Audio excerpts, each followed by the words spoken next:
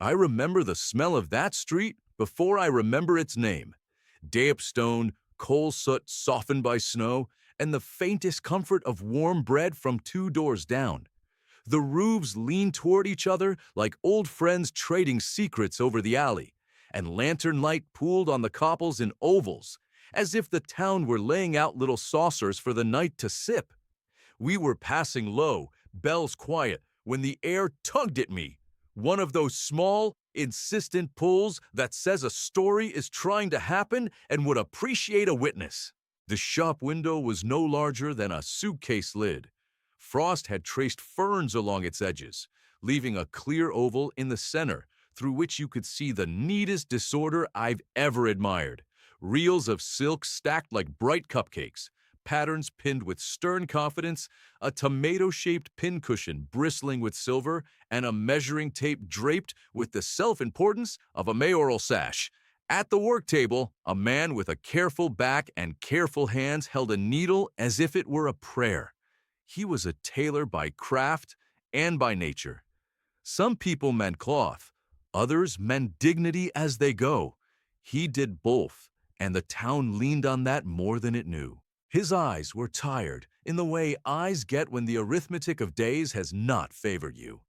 He had taken a commission great enough to make a winter brave. The wedding coat for a gentleman who in smaller towns would simply be called the mayor, because there is only one man who shakes that many hands. The coat had to be fit for a ceremony that would take place on Christmas morning, because some men like to bind their promises when bells are already ringing. The tailor had done what masters always do. He had measured twice. He had cut once. He had basted with a patience that would make a saint nod. He had set the lapels so they would teach lesser lapels how to behave. He had sewn buttonholes with such even paces you'd swear the thread had been practicing its steps for weeks. He had everything but time. It is a common shortage. He reached for a small spool of fine twist, the sort that behaves like a gentleman in public and like a soldier when duty calls. And the spool looked back at him with emptiness. He turned it, more ritual than hope, as if some thread might be hiding at the bottom, like the last tea leaf in a cup. And then he sighed the sigh of a man who must admit that 2 inches cannot be persuaded to become 3. On the sill, a cat dozed with one honest eye half open, which is the way cats nap when they are on salary. He had the look of a fellow who believes that nothing is ever truly lost as long as one keeps a tidy larder. The tailor fussed at him gently, the way a long friendship allows. "Twist," he said to the quiet room, as if the word might produce its referent by good manners. The room did not argue. It simply offered what it had, which tonight was skill, not supplies. I have policies about interventions. I do not conjure bolts of cloth from the bellies of bells. I do not lay gold on counters that need rent. I do not finish the work that belongs to someone else's name. But there are allies everywhere for those who work at night. Some of them wear antlers, some wear whiskers. The town had a thriving population of the whiskered sort, and this shop had been rented by a colony of small, energetic assistants who understood leaf crumbs, chimney soot, and the poetry of selvage edges. They kept counsel under the lowest shelf, where a crack in the skirting board made a door fit for their importance. The tailor, cold and thin and stubborn, set his needle down at last and closed the shop for the night. He laid the coat over the back of a chair as respectfully as if it were a sleeping child. He covered his tools as one covers a table between courses, trusting the conversation to continue. Then he put on his hat and his resolve, both older than they should have been, and he stepped into the night to see if any shop still sold the twist he needed. He left the lamp burning low. I have never once scolded a man for that. As soon as his key took its breath in the lock, the baseboard door eased open and a dozen inquiries whiskered into the room. Mice speak a language of taps and thread pulls, and I know enough of it to follow a plot. Up onto the table they came, not with the greed you've seen elsewhere, but with the steady pride of a guild. Floss bearers, pin carriers, hem inspectors. Two of them pushed a thimble with the focus of oxen. One lugged the tomato sheep pincushion and looked slightly offended by the taste of felt.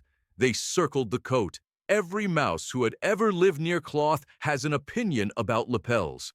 They admired, they murmured, they found with the fair harshness of craftsmen one pleat that could lie flatter. They found with delight buttonholes that were nearly songs in a language only thread knows. Then they saw the empty spool and translated the sigh that had hung in the room. No more twist, they said among themselves, not as complaint, but as diagnosis. I adjusted the wreath of time around the door just enough to keep out interruptions. We are licensed to bend a minute or two when a piece of work must be finished, and the lesson of finishing is the gift. Then I left the mice to it and went to see about the rest of my list, returning whenever the sleigh's course brought me near. In one house, I left a drum that would forgive early morning. In another, I tucked a tin soldier where a brother would find it and declare heroics over breakfast. In a third, I hung a paper chain a little lower because grandparents prefer to be useful without ladders. Each pass over the tailor's street showed progress. Mice danced along the edge of the coat like notes along a staff. They stabilized seams with small, brave bites of thread. They reined in a stubborn corner that wanted to curl. They untangled a snarl that would have made a lesser shopkeeper retire to his bed with dramatics. Their teamwork pleased me in the quiet way I prefer. Not triumph, not spectacle, just competence shared. But the twist problem remained. The last buttonhole waited like the last square on a quilt, empty and eloquent. The mice conferred in whispers that sounded like paper rubbing paper. One elder, there is always an elder, proposed a raid on the ribbon drawer. A younger one suggested unraveling a stocking top, purely theoretical, no offense intended to stockings. A mother argued that theft makes stitches that itch later. They decided wisely to look outward before they looked inward. Mice explore the underworld of a town the way sailors know a coastline. They know who sweeps late, who drops crusts, who stores nuts improperly, who strings cranberries and then falls asleep, and most importantly tonight, who runs the haberdashery with careless receipts. Two scouts slipped under the door and scurried across moonlit ruts. They vanished into a gap no larger than a coin and emerged beneath the booths of a night market not fully packed away. There, among twine and buttons and the last board candle, sat a basket with odds and ends of thread. And there, tangled around a paper label, lay a few lengths of the needed twist.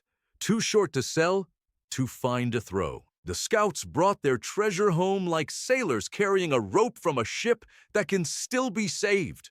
The room greeted the thread with a small, polite noise I wish more humans learned to make. They washed it in a thimble, which is how you prepare luck for work.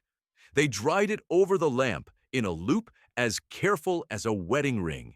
Then the elder mouse threaded a needle, and with a nod that included everyone from the cat to the tomato pincushion, began. I stayed. There are pieces of work you do not leave mid-stitch, even if you are expected in 7 other towns before dawn. The buttonhole formed itself with those short, even bites that make tailors fall quiet the way doctors fall quiet at a good recovery. The elder mouse's paws did not shake. Each pass crossed the next like strong opinions that nonetheless agree on the conclusion. When the twist threatened to be too short, the younger mouse laid his trove on the table without crowing. They spliced length to length so neatly the coat would never tell tales on them. At last the needle taps the cloth with a little kiss that says, "We're done here." The elder bit the thread and patted the finished work as tenderly as any human has ever patted a child's hair. The mice lifted the coat together, fitted it over the tailor's chair, and stepped back to admire what they had not owned and therefore had honored. The cat, who had kept guard with a discipline cats rarely broadcast, closed his honest eye and allowed himself a purr.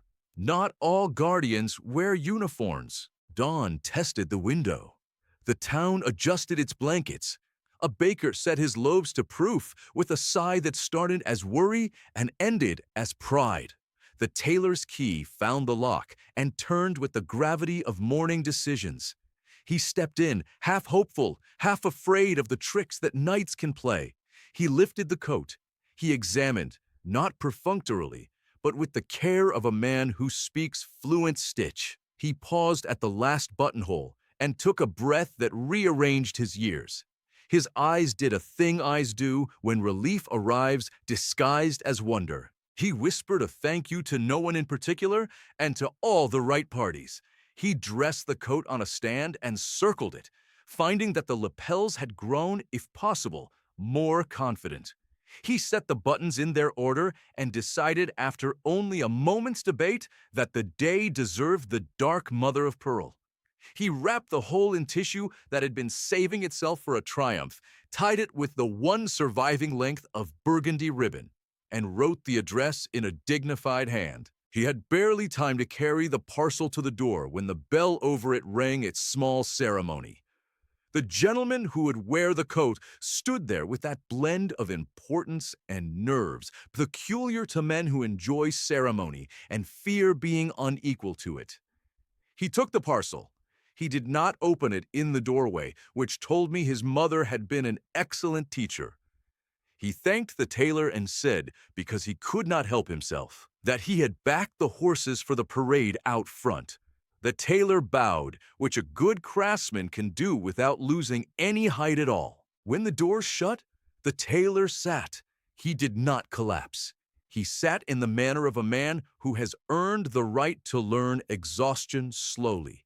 The cat leapt up, took the empty chair with a flap of tail, and presented the useful fiction that the shop had always been this tidy. The mice retired to their committee room and adjusted their whiskers with professional satisfaction. The lamp, which had stayed on duty through a long night, lowered its flame and rested like a violin between movements. I stepped back into the sky because the sky is where my desk is. The bells took a brighter ring. Reindeer, like a story with a good seam. It makes the air feel cooperative. We passed over the square where the bells of the church were being rehearsed into a harmony they would surely abandon once the children arrived. We skimmed the parade route where a cart carried greenery, and a boy nearly toppled into joy at the sight of his own mittened hands. A few hours later, curiosity took me back. The church doors stood wide. The coat had taken the aisle with the man inside it, and everyone in the room had done that little intake of breath we give not to clothing, but to the rightness of it, on the right person, at the right hour. The buttonholes faced their destiny with modest bravery. The cloth shone, not like a boast, but like an integrity. The mouse stitch at the hem, if you knew where to look, held a small secret flourish that no one would ever see, and everyone would somehow feel. After the vows, the man in the coat crossed the square and stopped at the little shop with the suitcase window. He went inside. I could not hear his words. Bells were busy with their own work, but I did see the envelope he put on the counter, thick with gratitude and arithmetic. I saw, too, the way he looked around the room with an expression he had not brought in with him. Some men forget who keeps them presentable. Some remember exactly. Once they've been made better by another's skill, the tailor did not count the envelope in the doorway. He put it away as if money is like thread and prefers a tidy drawer. He poured tea for himself and, after a moment's consideration, into the saucer for the cat, who accepted with restrained appreciation. He set a thimble of milk on the floor in the corner where a crack in the skirting board happens to be. Nothing crawled out to claim it while he watched. That is proper. What part did I play? Small parts. I kept the lamp fed. I leaned a minute so it would stretch into two when two were crucial. I stood watch while little hands did work that would have taken larger hands too long, not because their stitches were better, though they were very good, but because love shortens labor. I tuned a draft away from silk and toward a safe corner. I let a cat feel for 1 hour that he was as noble as he secretly believes. And I will tell you this truth that has been stitched into many winters. The gifts people unwrap in public are only half the story. The other half is the work done when eyes are tired and shots are quiet and the bell on the door is off duty. A coat that fits becomes more than wool. It becomes courage you can button up. It becomes a promise you can wear outside without catching cold. It becomes proof that someone's steady hands kept faith with you when you were asleep. If tonight you find yourself short of the one small thing that would complete your work, thread, time, nerve, consider the tailor and his allies. Ask for what is missing in words even if you think no one hears. Light a small lamp and leave it on for those who move in good ways under cabinets and behind doubts. Do not demand spectacle. Honor competence. When your buttonhole is finished at last, bite the thread with humility and put your work into the world without drum or trumpet. I will be near, as I am most nights, keeping the wind off your pattern and reminding your lamp about its duty. I cannot finish your coat. That is yours, but I can keep watch while you and the small brave creatures who love a tidy stitch make something fit for morning. Merry Christmas to those who mend, to those who measure twice, to those who carry tiny spools through vast cities, and to those who will wear the courage others have sewn for them without ever knowing the names of every hand involved. May your work find its thread, and may your thread hold.